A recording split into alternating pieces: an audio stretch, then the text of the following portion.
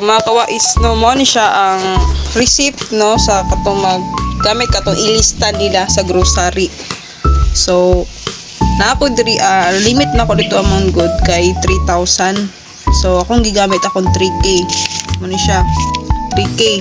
Naabot og 2,965.88. Plus na siya charges kay naman sila 1.5% mangguro nga processing fee. Then at the same time nag-additional ko kay nalapas man lang ako ang order sa limit niya nga 3K.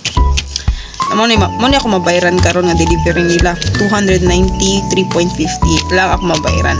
So mo to siya ang gamit sa ilista. Then na-use na ko ang ilista, dili man ta ko fan anang magkuano ka na magutang-utang na. Na-use na ko siya kay tungod na ni approach ako na ato diri ang personal sa grocery nga giingnan ko nga kailangan jud daw nako magkuan dito mag try atong ilista.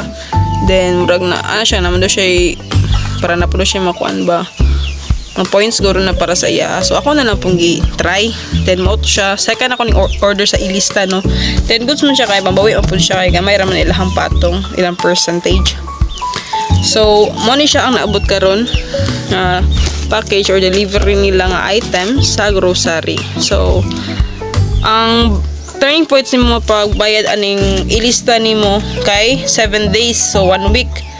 So pahit siguro na ma-rotate na nimo nanay rotation sa money nimo ano na kay ginan siya ana pagbalik sa 7 days. So mo na makawais no ang gamit sa ilista. So bura gyapon siya ano basta na mo siya kanang sa mga groceryhan good nga ginabinlan sila product then sila na bahala magpabaligi ato. So advantage na to na siya makawais. So muna siya mga kawais ay consignment may tawag ana.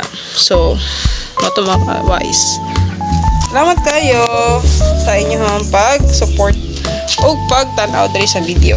Unta na mo makatunan and goodbye.